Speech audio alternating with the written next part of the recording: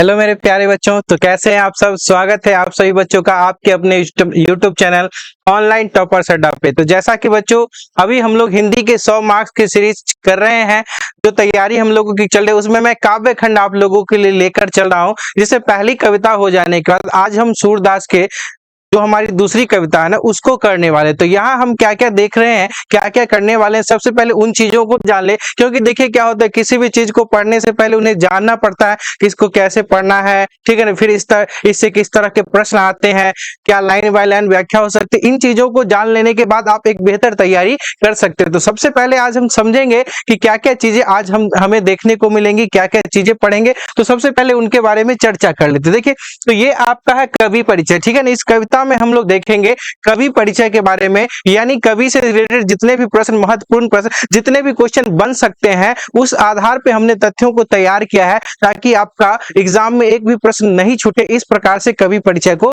दिया गया। उसके बाद हम लाइन बाय लाइन व्याख्या को देखेंगे, हर एक व्याख्या को देखेंगे, इस तरीके से देखेंगे, ठीक है ना, कि क्या होगी सारे प्रश्न बने। तो चलिए देखते हैं। सबसे पहले देखिए यहाँ पर क्या है कि आपका दिया हुआ कवि परिचय, जिसमें इनका जन्म कब हुआ, इनका निधन कब हुआ, इनकी महत्वपूर्ण रचना क्या है, इन चीजों को देखेंगे ताकि इनसे रिलेटेड कोई प्रश्न हमारा नहीं छूटे। फिर उसके बाद देखिए यहाँ पर जो है ये जो कविता है ना ये दो पदों में दी गई है। पद एक है, ठीक है, जिसमें सब कुछ दिया गया है। यहाँ पर हम देखेंगे पद एक में क्या क्या चीजें दी गई है, किन चीजों पर बातचीत की गई है, ठीक है। उसके बाद आपका ये आता है पद दो। उसके बाद ये है आपका पद दो। इसमें भी देखेंगे कि पद दो में किन किन चीजों की चर्चाएं हो रही है, कृष्ण जी के बारे में क्या कहा जा रहा है, ये सब चीजों को देखेंगे। उसके बाद देखिए कुछ ऐसे आपके शब्द निधि होते हैं जो आपके किताब में दिए होते हैं। ये शब्द निधि काफी इंपॉर्टेंट होते हैं, क्योंकि यहाँ से मैंने पिछले भी क्लास में बताया था कि यहाँ से ना पर्यायवाची क्वेश्चन पूछे जाते हैं जो आपके परीक्षा के दृष्टिकोण से बहुत ही महत्वपूर्ण होते हैं। और आपको जब मैं बताऊंगा तो कुछ चीजें ऐसी आपको दिखेंगी कि जो आपको लगेगा कि हाँ सर ये पूछा हुआ क्वेश्चन है। जो व्याख्या होगी इसमें मैं आपको समझाऊंगा, ठीक है ना। उसके बाद जो है हम थोड़े से कुछ प्रश्नों को देख लेंगे कि किस तरह के इससे प्रश्न आते हैं। क्योंकि अब पूरी कविताएं पढ़ लिए लेकिन मन में ये प्रश्न आ रहा है कि सर इसके क्वेश्चन कैसे बनता है। तो ये क्वेश्चन भी आपके सामने रखा गया है कि इससे किस किस तरह के प्रश्न आते हैं, कैसे पूछे जाते हैं, कैसे डील हम लोग करेंगे। तो इन्हीं सब चीजों के बारे में चर्चा होगी, ठीक है। तो चलिए जो है शुरुआत से कविता को करते हैं हम शुरू। तो सबसे पहले हम क्या जानेंगे, कवि परिचय को जानेंगे, ठीक है। तो कवि परिचय जो आज जो हमारा कविता है सूरदास का, उनका सबसे पहले कवि परिचय देख लेते हैं। देखिए ये जो है इस कविता के कौन कवि हैं, तो सूरदास जी हैं। ध्यान देंगे इसके कवि कौन है, सूरदास जी। और सूरदास जी का जो जन्म है ना मेरे प्यारे बच्चों, वो 1478 में, ये अनुमानित बताया गया, यानी आपके पुस्तक में लिखा हुआ, यानी इसका सही अनुमान किसी के पास नहीं है, इसीलिए ये अनुमानित माना गया है कि इनका जो जन्म हुआ था वह 1478 में हुआ था, ठीक है। इनके मृत्यु की बात करेंगे 1583 में हुई थी। और जन्म स्थान दिल्ली है। ध्यान देंगे अगर राज्य की बात कर ले तो वह दिल्ली है, और एक निश्चित जगह है तो वो सीही नामक ग्राम में हुआ था। तो इनका जन्म कहाँ हुआ था, सीही नामक गांव में हुआ था, दिल्ली में हुआ था। अब निवास स्थान की बात करेंगे तो यह मुख्यतः कहाँ रहते हैं, तो ब्रज के क्षेत्रों में रहते हैं। और ब्रज में अलग अलग जगहों पर रहते हैं, लेकिन मुख्य क्षेत्र की बात की जाए तो वह ब्रज का क्षेत्र है। जैसे आप देख लीजिए गौ घाट हो गया, ठीक है, वृंदावन हो गया, उसके बाद है पारसोली ग्राम हो गया, इन क्षेत्रों में वह निवास करते हैं। लेकिन मुख्य निवास स्थान कहा जाए तो वो ब्रज क्षेत्र है और ब्रज के अलग अलग भागों में वो रहते हैं, ठीक है। अब आगे देखिए अभिरुचि, इनकी रुचि क्या क्या है, तो पर्यटन, यानी घूमना फिरना बड़ा पसंद करते हैं, इनको आनंद आता है घूमने फिरने में, ठीक है। अब आगे देखिए सत्संग मतलब समझ ही रहे हैं, कीर्तन भजन, इन चीजों में इन्हें बड़ा आनंद आता है क्योंकि ये कृष्ण के अनन्य भक्त, परम भक्त होते हैं। नेत्र से अंधे होते हैं, जन्म से ही क्या है ये नेत्र से अंधे हैं, लेकिन ये जो है अपने भाव से, अपने विचारों से अध्ययन करते हैं, अपनी भावनाओं से, अंतरात्मा से अध्ययन करते हैं। कृष्ण के बड़े बहुत भक्त होते हैं, ठीक है। कृष्ण भक्ति यहाँ लिखा हुआ। और वैराग्य भाव रहता है इन्हें, जो है कौन सा भाव होता है, वैराग्य, यानी दुनिया से कोई मतलब नहीं है, सारा एकदम मोह माया छोड़ के कृष्ण की भक्ति में लीन हो जाते हैं, एकदम वैराग्य भाव इसको कहा जाता है, ठीक है। चलिए अब आगे देखिए लिखते हैं दीक्षा गुरु, इनको ज्ञान मिला तो कह रहे हैं कि महाप्रभु वल्लभाचार्य इनके गुरु थे, जिन्होंने शुद्ध द्वैतावाद और पुष्टि मार्ग की भक्ति साधना जो है के प्रवर्तक रहे। यहाँ से भी क्वेश्चन पूछा जाता है कि शुद्ध द्वैतावाद और पुष्टि मार्ग के प्रवर्तक कौन रहे हैं, तो वो हमारे महाप्रभु वल्लभाचार्य, ठीक है, प्रसिद्ध दार्शनिक थे, आचार्य एवं संत भी थे। तो महाप्रभु वल्लभाचार्य से भी क्वेश्चन यह पूछा हुआ कि शुद्ध द्वैतावाद और पुष्टि मार्ग, ठीक है, तो इनका संबंध किससे है? महाप्रभु वल्लभाचार्य से है, जो इनके गुरु रहते हैं। किनके गुरु? तो सूरदास जी के गुरु रहते हैं। अब आगे देखिए, सूरदास की प्रमुख कृतियों की बात करेंगे तो जिसमें सूर लगा हुआ है, क्या लगा हुआ है? सूर लगा हुआ है, तो समझ जाइएगा ये किनकी रचना है? सूरदास जी की रचना है, ठीक है। जैसे सूर सागर हो गया, उसके बाद सुर है ना, सुर लिखा हुआ है, सारावली, उसके बाद देखिए साहित्य लहरी, राधा केसली, ठीक है। अब राधा रस के लिए यहाँ पे याद रखिएगा, क्योंकि इनको कृष्ण से बड़ा प्रेम था, और कृष्ण को किनसे प्रेम था? राधा से, ठीक है। तो राधा रस के लिए का संबंध किनसे है? सूरदास जी से है। ये भी याद रखना, एक छोटा सा ट्रिक समझ लीजिए हमारे तरफ से है कि जिसमें सूर लगा हुआ तो वो तो सूरदास की है। उसके बाद उनको किनकी भक्ति, तो प्रेम किनसे करते थे? तो कृष्ण से, और कृष्ण का प्रेम राधा से था। तो राधा जो है ना रस के लिए किनकी रचना है? तो सूरदास जी की रचना है, ठीक है। तो ये रह गया आपका कवि परिचय, यानी इस चीजों को एकदम ध्यान से देख लीजिए। कवि परिचय से एक भी क्वेश्चन आपका छूटने वाला नहीं, एकदम एकदम ध्यान रखिए। और कवि परिचय से हर परीक्षा में प्रश्न आते ही हैं। अब देखिए, अब हम लोग करेंगे लाइन बाय लाइन व्याख्या, ठीक है। तो ये जो है प्रथम पद है, और इसमें रस की बात करेंगे तो इसे वात्सल्य रस है। क्या है? वात्सल्य रस, याद रखिएगा, वात्सल्य रस इसमें है। ये प्रथम पद में क्या है? वात्सल्य रस है। और प्रथम पद में क्या करती हैं? तो कृष्ण जी की जो माता है, कृष्ण जी की माँ यशोदा जी जो है, वो कृष्ण जी को उठाती है, जगाती है, इस चीज पे चर्चा करती है, और विभिन्न प्रमाण देती है कि हे नंदलाल जग जाइए, अब सुबह हो चुका है ना। सुबह होने के बहुत सारे प्रमाण को देती है, ठीक है। जैसे कमल पुष्प खिल गए हैं, ठीक है, मुर्गा बांग दे रहा है, ठीक है। उसके बाद जो है चांद डूब चुका है, चांद की रोशनी कम चुकी है, सूर्य का प्रकाश आ गया। इस तरह से विभिन्न जो है उपमाओं को देते हुए वो अपने पुत्र को, नंद जी को जगाने, ये नंदलाल अर्थात श्री कृष्ण जी को जगाने का प्रयास करती है। तो चलिए देखते हैं लाइन बाय लाइन कविता की व्याख्या। कहते हैं कि जागिए ब्रजराज कुंवर, यानी हे ब्रजराज जागिए, ठीक है ना, क्या करिए? जागिए, कुसुम कमल फूले, है ना। कुसुम मतलब क्या होता है, उसके बाद फूले का मतलब क्या होता है, सबका अर्थ देखते। देखिए, कमल कुसुम फूले, कमल मतलब होता है कमल, क्या होता है? कमल, और कुसुम का मतलब होता है फूल, ठीक है। कहते हैं जागिए ब्रजराज, अब तो कमल के पुष्प भी क्या हो गए हैं? खिल गए हैं। जैसे आपने देखा होगा सुबह सुबह जब सूर्य की रोशनी पड़ती है, कमल के फूल खिल उठते हैं, है ना। तो माता कहती है कि अब तो जाग जाइए ब्रजराज, कमल के फूल भी क्या हो गए हैं? खिल गए हैं। आगे कहते हैं कुमुद वृंद संकुच भय, है ना, संकुचित भय, यानी कुमुद का जो फूल था ना, वो अब क्या हो गया? संकुचित हो गया। कुमुदिनी जो फूल है, रात रानी का फूल, आपने देखा होगा रात में चांद की रोशनी में बड़े अच्छे तरीके से खिलती है, और जब सुबह का प्रकाश पड़ता है तो वो संकुचित हो जाती है ना। तो यह भी एक प्रमाण है कि सुबह हो चुकी है ना। कहते हैं कभी कि कुमुद वृंद संकुचित भय, कुमुद का फूल अब क्या हो गया है? संकुचित हो गया, सिकुड़ गया है, ठीक है। भृंग लता भूले, अब लताओं पर भंवरे मडर रहे हैं, फूलों पर भंवरे क्या हो रहे हैं? मंडरा रहे। भृंग मतलब क्या होता है? भंवरा, ठीक है ना। तो कहते हैं जागिए ब्रजराज, कमल पुष्प खिले, माँ कहती कि अब तो जाग जाइए ब्रजराज, कमल के पुष्प खिल गए हैं, रात रानी संकुचित हो गई है, और फूलों पर क्या हो रहे हैं? भंवरे गुनगुना रहे हैं, अब तो जग जाइए ब्रजराज। आगे कहते हैं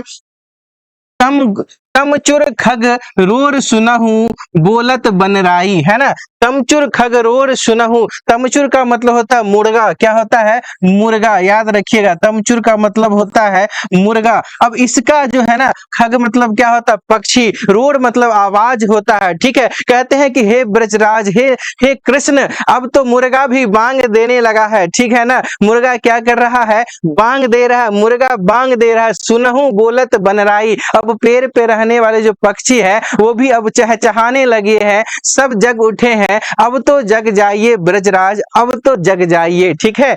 आगे कहते हैं देखिए, रंभाती गो खरिकानी में, ठीक है ना, रंभाती गो खरिकानी में, कह सकते हैं कि गो जो है ना, गाय क्या कर रही है, रंभा रही है। यानी गाय का जो बोलना होता है ना, वो क्या होता है, रंभाना कहलाता है। अब गाय भी अपने खरकानी में, अपने जो उनका गाय का रहने का जो जगह होता है ना, उसमें वो क्या करे, रंभा रही है। किस लिए रंभा रही है, बछड़ा हितधाई, ठीक है ना, बछड़ा के हित के लिए, बछड़े को दूध पिलाने के लिए अब वो भी रंभा रही है। अब तो जग जाइए ब्रजराज, ठीक है। ये देखिए विभिन्न उदाहरण, विभिन्न उपमाओं को दे रही है कि सुबह क्या हो गया, हो चुका है। आगे कहते हैं विधु मलिन रवि प्रकाश, है ना। अब देखिए विधु मलिन, विधु मतलब होता है चांद, क्या होता है, चांद। ध्यान रखिएगा मेरे प्यारे बच्चों, विधु का मतलब क्या होता है, चांद। विधु मलिन यानी विधु मतलब चांद की रोशनी अब क्या हो गई है, मलिन हो गई है, और रवि प्रकाश और सूर्य का प्रकाश अब आ गया है, ठीक है। ये प्रमाण है ना, जब चांद की रोशनी मलिन पड़ जाए, चांद की रोशनी कम पड़ जाए, मतलब सुबह हो रही है, और रवि का प्रकाश क्या है, आ गया है, सूरज का भी प्रकाश अब आ गया है।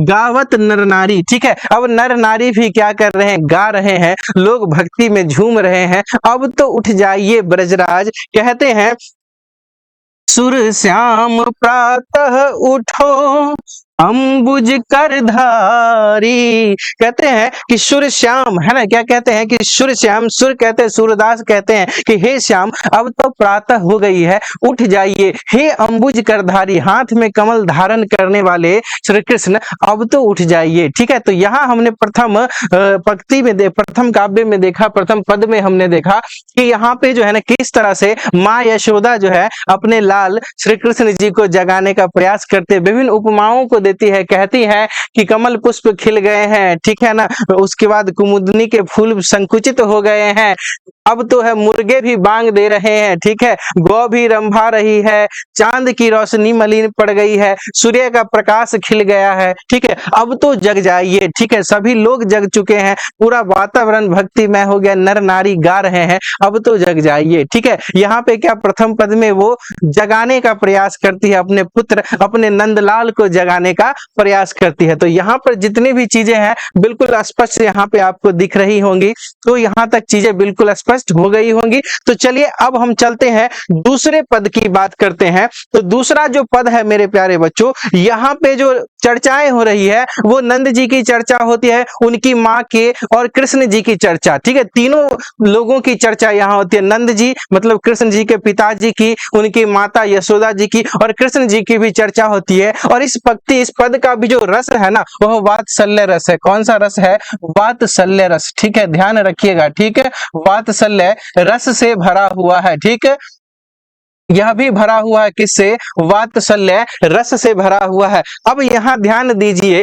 लिखते हैं जेवत श्याम नंद के कनिया, जेवत मतलब क्या होता है, भोजन करना, क्या होता है, भोजन करना, और कनिया मतलब होता है गोद, क्या होता है, गोद, ध्यान देंगे, कनिया का मतलब गोद होता है। ये कनिया मेरे प्यारे बच्चों पूछा हुआ प्रश्न है कि कनिया का पर्यायवाची अर्थ क्या होता है, कनिया का अर्थ क्या होता है, तो गोद होता है। वैसे बच्चे कंफ्यूजन में आ जाएंगे, कन्या का मतलब पत्नी तो नहीं होता है ना, इसीलिए यह प्रश्न बोर्ड पूछ दिया कि कन्या का अर्थ क्या होता है, गोद होता है, कन्या का अर्थ क्या होता है, गोद होता है। तो कहते हैं जेवत श्याम नंद की कन्या, यानी श्याम जी जो है ना नंद के गोद में क्या कर रहे हैं, भोजन कर रहे हैं, खा रहे हैं, ठीक है। अब नंद के गोद में बैठ कर देखिए, पिता पुत्र के प्रेम का दृश्य दिखाया जा रहा है कि पिताजी के गोद में बैठ करके श्याम क्या कर रहे हैं, भोजन कर रहे हैं।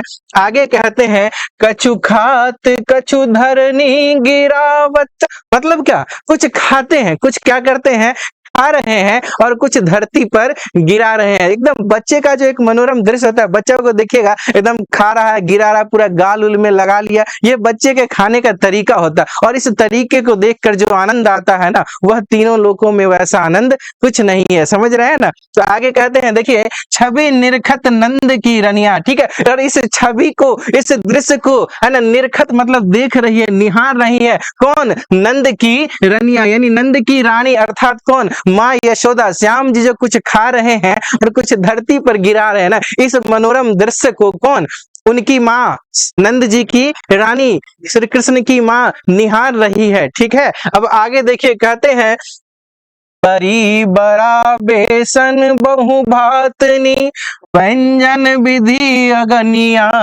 यानी क्या है, अब देखिए विभिन्न प्रकार के व्यंजनों की चर्चा हो रही है, क्या ना। बड़ी बड़ा बेसन बहु भातनी है, बेसन से बने हुए बड़ी बड़ा विभिन्न प्रकार के भोजन है, ठीक है ना। व्यंजन विविध बहुत सारे भोजन है, अगनिया यानी इतने भोजन है ना जिसको गिन नहीं सकते हैं। इतने प्रकार के 56 प्रकार के भोग व्यंजन सब रखे हुए हैं कहाँ, श्री कृष्ण के सामने, ठीक है। आगे कहते हैं डारत खात लेत अपने कर रुचि मानत दधि दुनिया। अब देखिए क्या है कि कुछ खा रहे हैं, अपने हाथों से लेते हैं और क्या करते हैं, खाते हैं, ठीक है ना। डालते हैं, कहाँ डालते हैं, अपने मुंह में डालते हैं, ठीक है, और अपने हाथों से भोजन खाते हैं। लेकिन रुचि मानत दधि दुनिया, लेकिन उनका जो मन है ना, उनकी जो रुचि है वह किसमें है, तो वो दही की जो बर्तन है ना, दुनिया का मतलब क्या होता है, बर्तन, क्या होता है, बर्तन, ठीक है। मिट्टी का जो वो बर्तन है जिसमें दही माखन रखा हुआ ना, उनकी जो रुचि है वहां है, उन पे उनका ज्यादा मन लग रहा है, ठीक है। आगे लिखते हैं मिश्री दधि माखन मिश्रित करी, है ना। मिश्री दही माखन इस सब को मिला रहे हैं, किसको किसको, तो मिश्री दही माखन इस सब को क्या कर रहे हैं, मिला रहे हैं। मुख नावत छवि धनिया, है ना, ठीक है। और इसको क्या करें, मुख में डाल रहे हैं। और ये छवि जो है ना एकदम धन्य है, समझ में आ रहा है ना। यह छवि क्या है, बिल्कुल धन्य धन्य कर देता है कि मिश्री माखन, ठीक है, और दही इस सब को मिला करके अपने मुख में क्या कर रहे हैं, डाल रहे हैं। ये जो दृश्य है ना बड़ा मनोरम दृश्य है, बना एकदम प्रफुल्लित आनंदित करने वाला दृश्य है। आगे देखिए अनुपम खात नंद मुख नावत, ठीक है। आपन, और यहाँ ध्यान दीजिएगा, आपुन खात नंद मुख नावत, आपुन मतलब स्वयं भी खाते हैं, क्या करते हैं, स्वयं भी खाते हैं, और नंद मुख नावत, और नंद के मुख में भी खिलाते हैं। पिता प्रेम का जो दृश्य है यहाँ पे दिख रहा है, करें तो छवि कहत न बनिया, ठीक है ना। यानी ये जो दृश्य है ना इसके बारे में कहते नहीं बन रहा है, जितनी व्याख्या करें ना उतनी कम है। यानी पिता अपने भी भोजन कर रहे हैं और पिता के मुख में भी जो भोजन डाल रहे हैं ना, ये दृश्य इतना मनोरम इतना अच्छा है कि इसके छवि करने अगर इसका बखान किया जाए ना तो शब्द भी कम पड़ जाए। वही कहते हैं सो छवि कहत न बनिया, इस छवि को इस दृश्य को तो कहते ही नहीं बनता है कि जितनी भी व्याख्या करे वो भी क्या है, सूरदास जी के लिए कम है। आगे लिखते हैं, देखिए जो रस नंद जसोदा बिलसत, है ना। जो रस, जो आनंद, रस का मतलब क्या होता है मेरे प्यारे बच्चों, आनंद होता है, क्या होता है, आनंद होता है।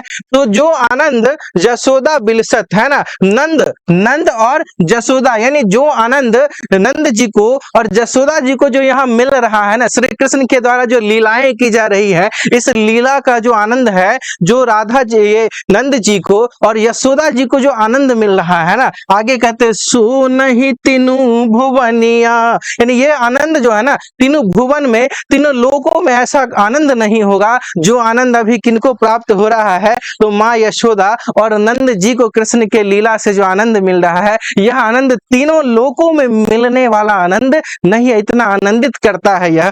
आगे लिखते हैं भोजन कर नंद अचमन लीन हो, यानी भोजन को करके नंद जी अचमन लेते हैं, हाथ को धोते हैं, श्री कृष्ण के हाथों को भी धोते हैं, अपने हाथों को भी धोते हैं।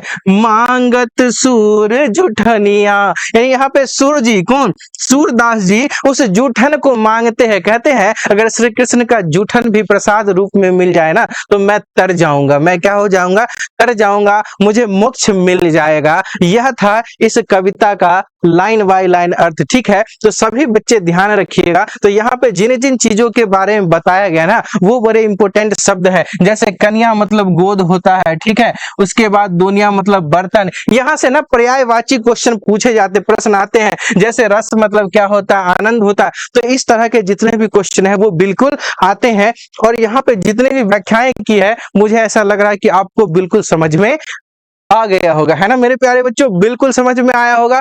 अब देखिए थोड़ा सा आगे बढ़ लें, थोड़े से प्रश्नों पर चर्चा कर लें, क्योंकि इतना मनोरम जो व्याख्या हुआ है, जितना आनंदित करने व्याख्या हुआ है, इसके कुछ प्रश्नों को देख लिए ना तो और बड़ा मजा आएगा, बड़ा आनंद आ जाएगा, दिल गदगद हो जाएगा कि चलिए सर इतना अच्छा वीडियो बनाना, एक ही वीडियो में सारे कंफ्यूजन हमारे दूर हो गए, ये आप बिल्कुल कहिएगा, ठीक है।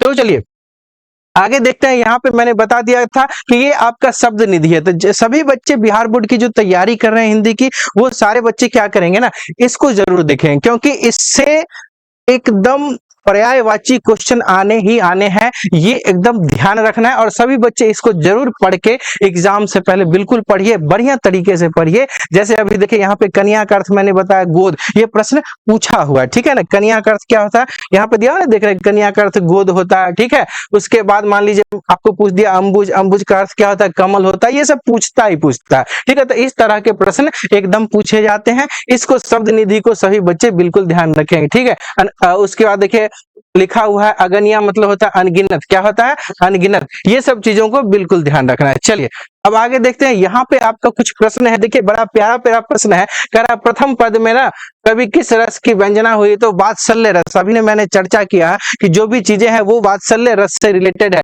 गाय किस ओर दौड़ पड़ती है, तो गाय ना अपने बछड़े की ओर दौड़ पड़ती है। कहाँ दौड़ती है, अपने बछड़े की दौड़। प्रथम पद का भावार्थ स्पष्ट करना है, ठीक है। तो पूरे पद का भाव आप लिखिएगा कि वात्सल्य रस है, इसमें माता जो है अपने पुत्र को विभिन्न उपमाओं से जगाने का प्रयास कर रहे हैं, उन उपमाओं की चर्चा आप लोग वहां पर जरूर करेंगे। अब देखिए पठित पाठ के आधार पर वात्सल्य रस के वर्णन की विशेषताओं को लिखना है, यानी यहाँ पे वात्सल्य क्या क्या है, माता पुत्र का प्रेम कैसा है, पिता पुत्र माँ का प्रेम कैसा, इन प्रेम की चर्चा जो है यहाँ पर की गई है, उन सारे चीजों को बिल्कुल लिखिएगा, ठीक है।